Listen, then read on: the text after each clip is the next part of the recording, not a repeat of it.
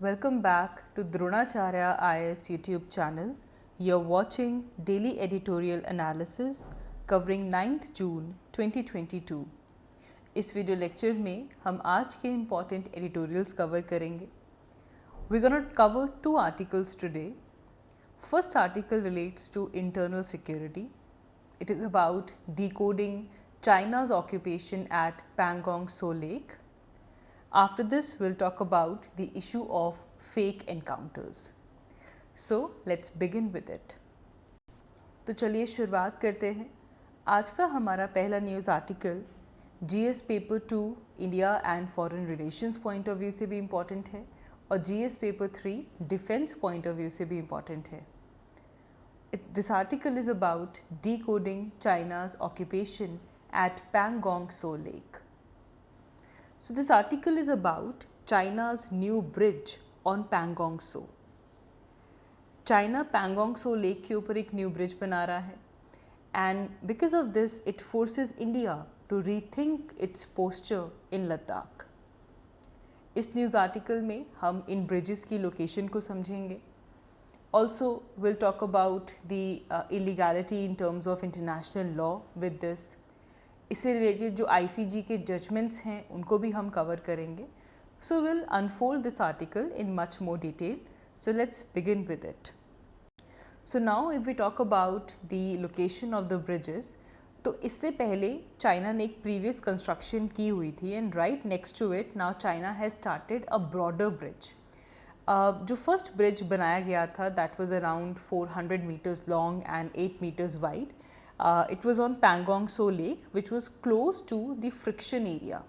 जो इंडिया और चाइना के बीच का जो फ्रिक्शन एरिया है उसके बेहद पास में चाइना ने अपना फर्स्ट ब्रिज बनाया था. That was basically on the नदरन bank of the lake and अगर हम देखें तो नदरन बैंक ऑफ द लेक और उसे कनेक्ट किया गया था विद चूशुल सब sector on the southern bank. So this site of this bridge अगर हम इसको पिन पॉइंट करके लोकेट करें, so it is around 2 kilometer east of Finger 8 on the lake's northern bank. And ये इतना important इसलिए है because जब हम Finger 8 की बात करते हैं and ये लोकेशन ऐसी है जहाँ से हमारा जो LAC है line of actual control वो पास करता है. The construction site of this bridge is just in the east of an old ruin which is called as Kurnak Fort. Kurnak fort के बेहद पास में ये कंस्ट्रक्शन साइट लोकेटेड है and here China has also its major frontier defence bases as well. So now we talk about LAC line of actual control. So this is basically a demarcation line that separates the India's control territories from the Chinese control territories. इन दोनों को separate करने वाली जो line है इसे हम कहते हैं LAC line of actual control. So for India, LAC is around 3,488 km long, whereas China considers it to be only 2,000 kilometers long. तो यहाँ पे भी आपको इसका डिस्प्यूट देखने के लिए मिलेगा. चाइना इसे 2,000 किलोमीटर्स का मानता है जिसमें अपनी कुछ टेरिटरीज वो चाइना के अंदर इंक्लूड करता है. इंडिया के लिए जो LAC है वो 3,488 किलोमीटर्स लॉन्ग है. LAC को 3 सेक्टर्स में डिवाइड किया जाता है. ईस्टर्न सेक्टर जिसमें अरुणाचल प्रदेश और सिक्किम स्टेट्स इंक्लूड की जाती हैं. Then comes the middle sector जिसमें उत्तराखंड और हिमाचल प्रदेश आ जाता है. And then comes the western sector जहाँ पे लद्दाख आता है. तो बेसिकली जब हम देखें कि वो स्टेट्स जिनको चाइना के साथ इंडिया बॉर्डर शेयर करता है तो it starts from Ladakh, Himachal Pradesh, Uttarakhand, Arunachal, Sikkim. तो सिमिलरली इस बॉर्डर को 3 सेक्टर्स में डिवाइड किया गया. Western sector Ladakh, middle sector Uttarakhand and Himachal Pradesh, eastern sector Arunachal and Sikkim. जो ईस्टर्न सेक्टर है जो कि अरुणाचल प्रदेश, सिक्किम और चाइना के बीच में है, there LAC is called as McMahon line and this McMahon line is around 1,140 kilometres long. Basically जो मैकमोहन लाइन है it was a negotiation between India and Tibet under Shimla convention of 1913 and 1914 without the participation of Chinese government, and therefore China considered that this McMahon line is illegal and it is unacceptable. तो initially जो negotiation हुआ था McMahon line को लेकर वो India और तिब्बत के बीच में हुआ था, जिसमें चाइनीज़ गवर्नमेंट की पार्टिसिपेशन नहीं थी, एंड देयरफॉर जो ईस्टर्न सेक्टर है वहाँ पे मैकमोहन लाइन को चाइना इलीगल और अनएक्सेप्टेबल मानता है. Now if we analyse this situation as per the international laws, तो चाइना का जो अभी तक जो एक्शंस रहे हैं, जो मिलिट्री स्ट्रैटेजी रही है, that is to acquire the territory place Pangong Tso in the category of occupied and disputed territory. China चाहता है कि Pangong Tso occupied and disputed territory की कैटेगरी में आ जाए. ना अगर हम इसे इंटरनेशनल लॉ के परस्पेक्टिव में देखें, so this occupation is a temporary phenomena, ये परमानेंट फिनोमिना नहीं है. और इसे लेकर हमारे पास एक केस आता है, permanent court of arbitrations award in island of Palmas case. इस केस में परमानेंट कोर्ट ऑफ आर्बिट्रेशन ने यह अवार्ड दिया था, जिसमें ये नोट किया गया था that only continuous and peaceful display of territorial sovereignty is as good as the title. तो जो टाइटल है it is based on contiguity and has no standing in terms of international laws. इसके अलावा अगर हम यूनाइटेड नेशंस के charter के हिसाब से इंटरनेशनल लॉ देखें, so here comes the question of जब भी टेरिटोरियल क्वेश्चन आता है तो इसे लेकर आर्टिकल 2 लाइमलाइट में आता है, आर्टिकल 2 का clause 3 and clause 4. Now all the members are required under article 2's clause 4 to refrain in their relations with one another from the threat or use of force against the territorial integrity or political independence of any state, or in any other matter inconsistent with the purposes of United Nations. So all the members will have to settle their disputes by peaceful means. We also have some International Court of Justice judgment. So China could take the plea that it is building a bridge peacefully, that is not causing any damage to human beings or property. China ये case ले जा सकता है. But there are several judgments by International Court of Justice related to states' non-violent construction of activities in disputed and occupied territory, जिसके through आप clearly जो पैंगोंग सो की situation है उसे एनालाइज कर सकते हैं. चाइना ये कह सकता है कि वो अपना जो ब्रिज बना रहे हैं वो पीसफुली बना रहे हैं, कोई डैमेज नहीं हो रहा, ना किसी ह्यूमन बीइंग को, ना किसी प्रॉपर्टी को. लेकिन कुछ जजमेंट्स हैं इंटरनेशनल कोर्ट ऑफ जस्टिस की जिसकी लाइट में हम इस सिचुएशन को क्लैरिफाई कर सकते हैं. For example, in legal consequences of the construction of a wall in occupied Palestinian territory, Palestine का केस आता है. In this case international court of justice examined the inadmissibility of the acquisition of territory by force. Court ने ये position लिया कि जो wall construct हो रहा है in the occupied Palestinian territory case, it is strongly indicated the breach of article 2 clause 4 जो कि यूनाइटेड नेशंस चार्टर में दिया गया है, जिसमें कहा जा रहा है कि पीसफुल तरीके से जो स्टेट्स हैं उनको आपस में इंटरेक्ट करना है, specially when it comes down to having any dispute related to territories.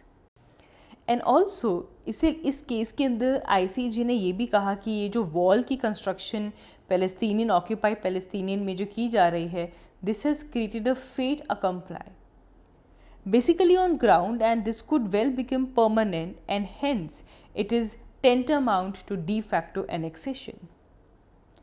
Therefore, ICJ ने इस केसेस को डिसाइड किया कि ये जो वॉल यहाँ पे बनाई जा रही है, it is amounted to acquisition of territory by force. एक सिंपल वॉल की फॉर्मेशन, इसे क्या माना जाएगा, that this is ultimately acquisition of the territory by force. ऐसा ही एक केस निकारागुआ से रिलेटेड था. There were certain activities that were carried out by Nicaragua in the border area. That is also important. इससे भी हमें China के जो मूव्स हैं उससे लेकर एक क्लैरिटी आएगी. इस केस में there was a pipeline, Canos pipeline जिसकी कंस्ट्रक्शन हो रही थी इन निकारागुआ, एंड जिसके चलते कोस्टा रिका में there were troops that were deployed. अब कोस्टा रिका ने कहा कि this is the violation of the territorial sovereignty, कि उनकी साइड में ट्रूप्स आए हुए हैं for the construction of the pipeline. And it also added that Nicaragua's consideration that its activities are within its own territory does not exclude the possibility of characterizing the activities as unlawful. तो ये जो message इन ICJ की judgement से आ रहा है, it basically states that कि अगर state अपनी मिलिट्री की हेल्प से अपनी प्रेजेंस को चेंज करने की कोशिश करते हैं, अपने स्टेटस को चेंज करने की कोशिश करते हैं, and this is happening peacefully in disputed and occupied territory, it stands to be unlawful. This is the conclusion.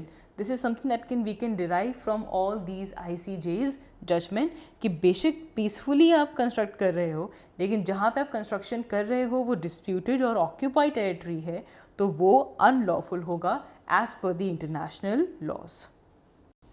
Now इसके बाद क्वेश्चन ये उठता है that why India should be particularly concerned about it.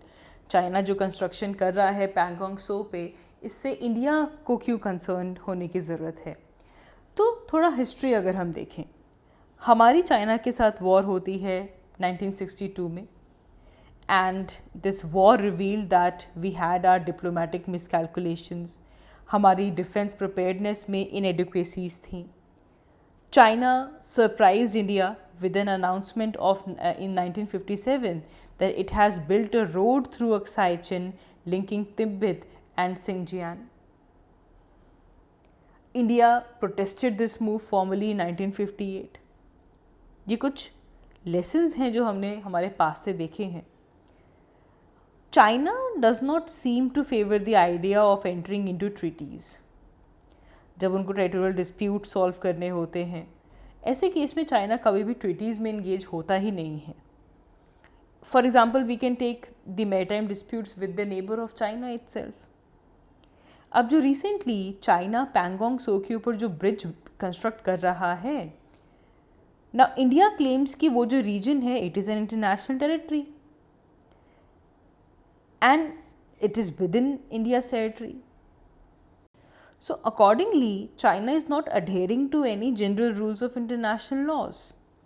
Rather, China is trying कि वो अपनी जो claims हैं उनको establish कर रहे हैं, derive कर रहे हैं on the basis of historic rights. And by using their historic rights, they are detriment to the rights of their neighbors, जो कि हम South China Sea की situation में देख रहे हैं. हिस्टोरिक राइट्स की बात करते हुए जो नेबरिंग कंट्रीज़ के प्रेजेंट इंटरनेशनल लॉ के बेसिस पे जो राइट्स हैं वो यहाँ पे डेट्रीमेंट हो रहे हैं.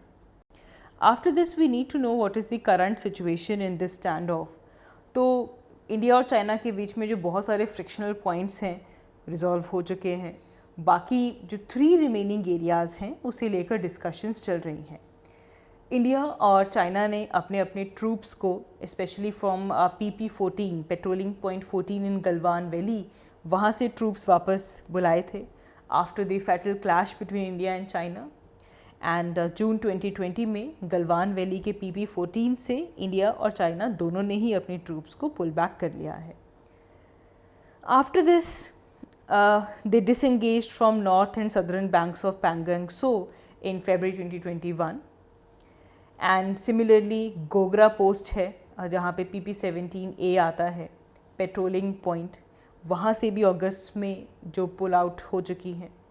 लेकिन नेगोशिएशंस तब से ही स्टक हैं, तब से ही चल रही हैं. दोनों ही साइड के जो कोर कमांडर्स हैं वो अभी तक 15 टाइम्स एक दूसरे से मिल चुके हैं since the beginning of the standoff, and the last meeting was in March. अभी जो नेक्स्ट राउंड टॉक्स का आने वाला है दैट इज़ स्टिल अवेटेड. तब देखते हैं कि कौन कौन से इश्यूज रिजॉल्व हो पाते हैं या नहीं. नाउ इस चाइना की कंस्ट्रक्शन को लेकर इंडिया का क्या रिस्पॉन्स रहा है ये समझते हैं. देखें, दोनों ब्रिजेस जो इस एरिया में बनाए गए हैं they are continue to be under illegal occupation of China since 1960s only. Officially India has said that कि जो ब्रिज की साइट है this is under illegal occupation of China and it is closely monitoring all the Chinese activities in this area.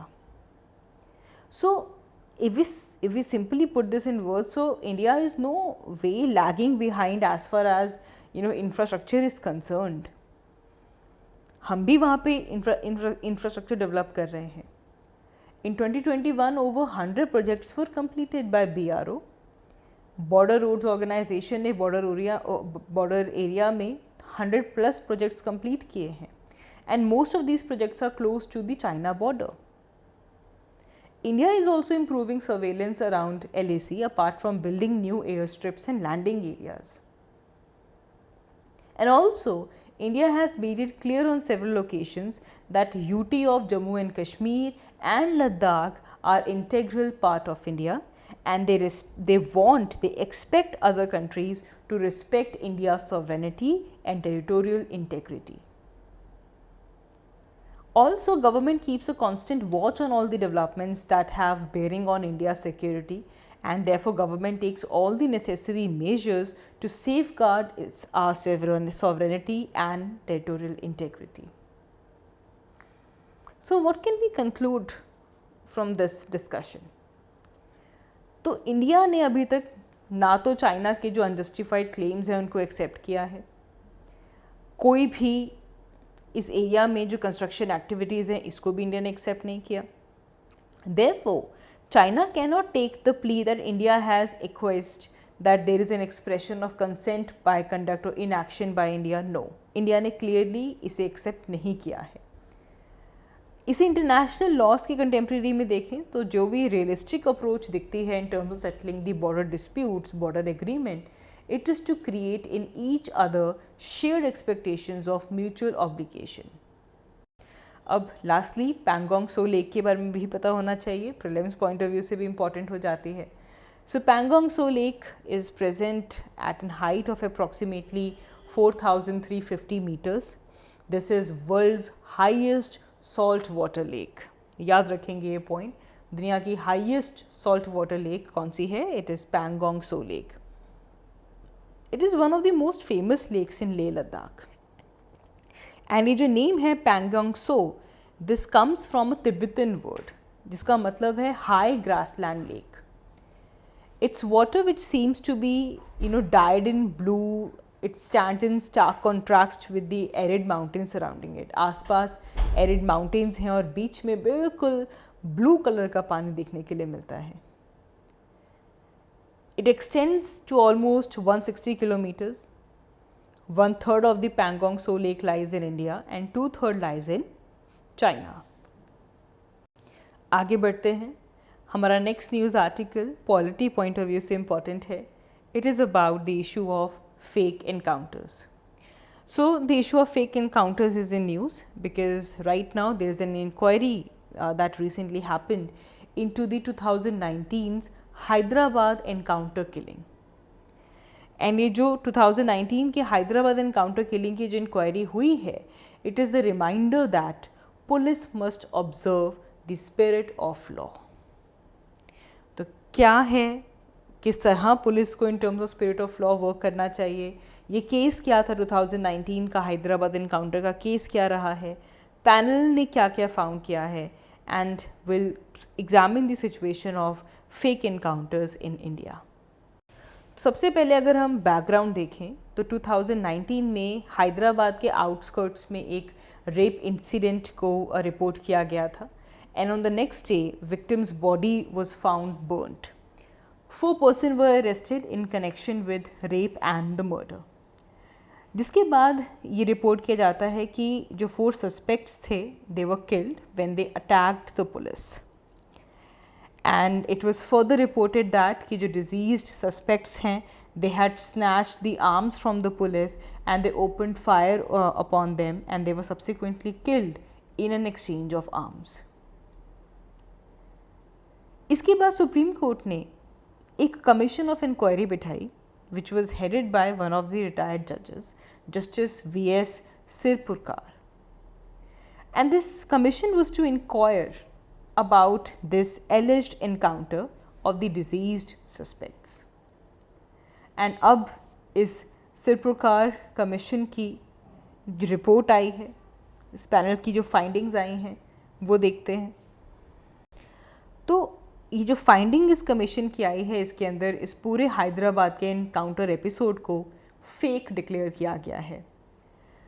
Commission ने ये भी recommend किया है कि पुलिस ऑफिसर्स और जो पर्सनल्स जिसमें इंक्लूडेड थे they should be tried under IPC section 302 murder, read with 34 common intent, section 201 causing disappearance of evidence and providing false information.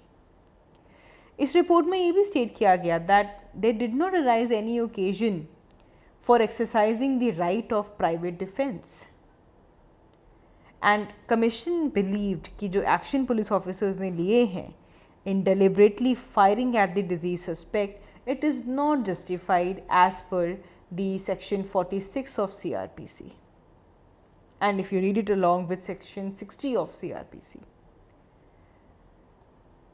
The panel also found that the officers they cannot take shelter as per the section 76 of IPC because their contention that they fired in good faith at the deceased suspect has been disbelieved. Now if we actually see the status of extrajudicial killings in India, तो 2017 में उत्तर प्रदेश का case सामने आया था जब 2017 में UP के chief minister Yogi Adityanath ने पब्लिकली स्टेटमेंट दी थी that criminals would be jailed और they will be killed in encounters. So by the end of the first term of the CM, there were 151 criminals that had been killed and over 3,300 that were injured by gunshot injuries in over 8,500 encounters. Assam का case आता है. आसाम में chief minister of Assam they clearly give directions to Assam police personnel that criminals who attempted to escape should be shot. In the same manner, there was this recent bulldozer policy in UP as well, which was adopted in Madhya Pradesh and Delhi also. We can also say that these fake encounters, these are extrajudicial killings. And there are so many criticism against it. सबसे पहली चीज़ तो ये है that this is against the rule of law. जो हमारी spirit है, the spirit of rule of law, extrajudicial killings इसके against आती हैं. Plus there is violation of fundamental right. Fake encounters एक इंडिविजुअल की जो राइट टू लाइफ है जो कि उसको आर्टिकल 21 कॉन्स्टिट्यूशन प्रोवाइड करता है ये उसके अगेंस्ट जाता है, ये इसको वायलेट करता है. And then to blame on the low ranking officers. See, when commissioners are set up to inquire into fake encounters, it is usually the low ranking officers, those who face the burn of it.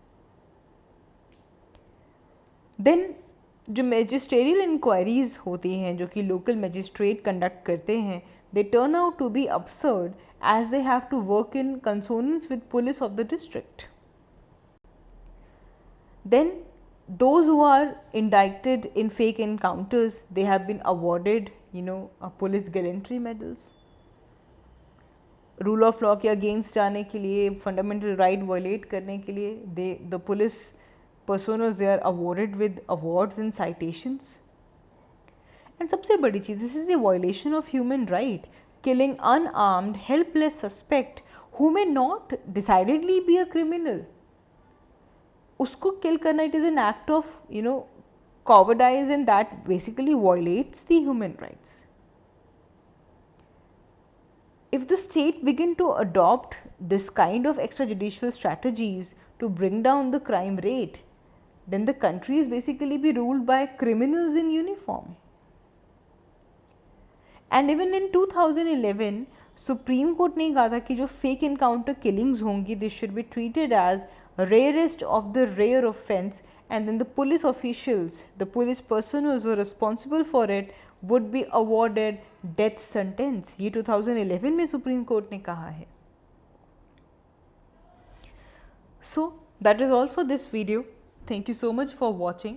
I will see you all in my next one. Thank you.